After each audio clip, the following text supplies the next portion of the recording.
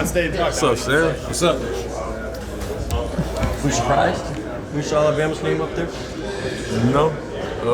It's a well-deserved team to be in the college playoffs. I just said, this is a game that we have to respect our opponent. And I feel like every game this year we've respected our opponent regardless who it is.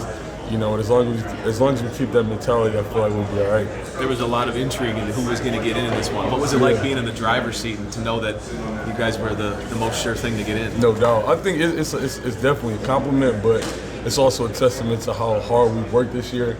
And the opponents that we play, and have a respect for our opponents to, be in the position that we're in. I don't think that rankings really matter. It's all about winning the games. Donovan, how will you guys approach this next month differently, perhaps, than the last couple of years? I don't think it's anything different. Just how we play Penn State, Ohio State, Michigan State, Minnesota, Indiana, like UNLV, ECU. It doesn't matter, we respect our opponents, we're going to give them everything that we have, just as we know that they're going to give us everything they have, we just got to keep being us. How difficult is it to keep up the intensity for a month in the layoff? The last month, Penn State, Maryland, Ohio State, now Big Ten championship game, and then you sit for a month. What's that period like for a player? It is like a little nerve-wracking. You definitely want to. You're on a schedule. You want to play on Saturday, but it's also good because whoever has nicks and bruises, they get time to heal up, and we'll be at full strength. By the time that the game comes. The Rose Bowl is something that makes a lot of us fall in love with football. Is that something that's significant to you as a player, actually going out there? I've never been to California, so it would be great to be out there. I always wanted to go to California, so playing in the Rose Bowl will really be fun. To one, be in California, and two, be a part of where a lot of history has been. There was a moment like that stream dropped out for just a second. I think it was like the last commercial break. Did it cross your mind, if only for a second? Wait a minute, are we gonna miss the big reveal? Nah, it's just like dang, can we know who number 4 is? Can we know who we're gonna play?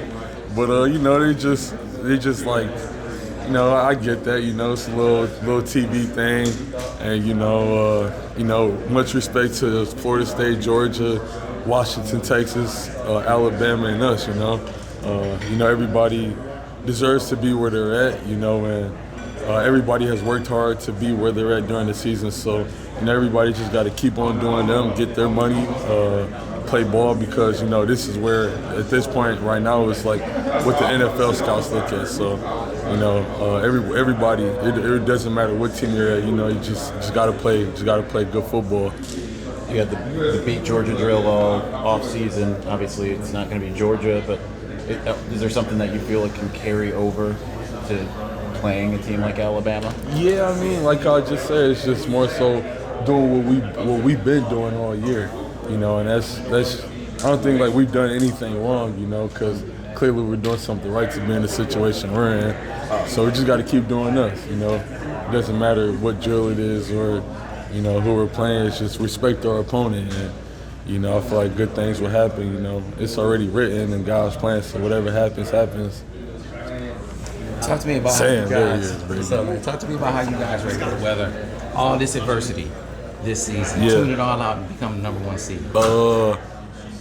It's definitely been a testament to Coach Harbaugh and preparing the coaches and the players around us. So all of the testament goes to him, because it's the culture that he's built around this program. The fact that he was out and he didn't care, the fact that he had trust in the coaches and the players says a lot about what this team really is, because if you could get that respect and that admiration from your head coach, and who the people love and who the people look up to, and he has that faith and trust back in us, it says a lot, regardless of all the adversity that we've been through this year.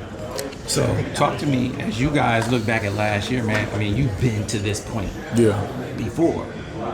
How did you do it different this time? What will be different this time compared to last year? I don't know. That's something that the coaches would have to go through.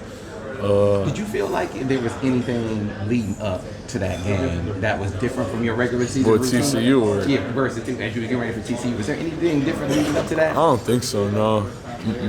So as you reflect upon your personal journey, kind of take me through that and how you've been able to navigate and weather and overcome adversity as you get ready for this. Because this is when you started really rolling last year, right? I mean, I was rolling all season, though, you feel me? But, no, like, just for me this year, it's just been a testament of faith for me, you know, and, you know, to whom much is expected, much is going to be given, you know. So I feel like, you know, when my opportunity comes, when my name comes, I'm going to make the most of it, you know. And it's amazing. It's amazing to play with him because of how special of a player and even more so a person he is, you know. So I learned a lot, you know, and all this it's just been a you know, like a character test for me, you know. And it's something I needed to go through in life. Mm-hmm. So you see your young brother, Smaj, man. Yeah. He's coming up at the big punt return last night. I feel like every time he has success, the whole squad is getting fired up. Is that true? Absolutely. And that goes for anybody, you know. We all know that at any point of time, like, somebody could make a play, you know, like Mikey with the pick six against Michigan State, you know. We all have trust and have faith and confidence in one another, and that's what makes this team special. You know, there's no selfishness, there's no animosity, there's no jealousy. You know, everybody's happy for the next man's success, and that's something that you want to be a part of in a team because when you win, the team wins. Mm-hmm. Last one for you.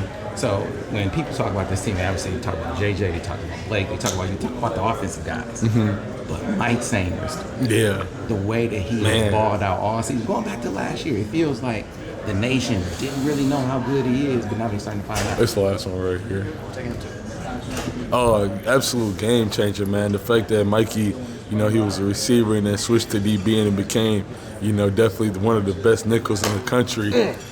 It's a testament to, you know, his hard work, his dedication, what he's done in the offseason. And he's a leader on his team. You know, he gets us going, he gets us, you know, mentally ready, gets us hype. And, you know, there's nobody that I would rather go through and battle with than Mikey. You know, he's one of a kind. You know, besides like him being a great player, way better person off the field. Like him as a person is 10 times better than him as a player, and that says a lot because he is a damn good football player. All right, I appreciate you, man.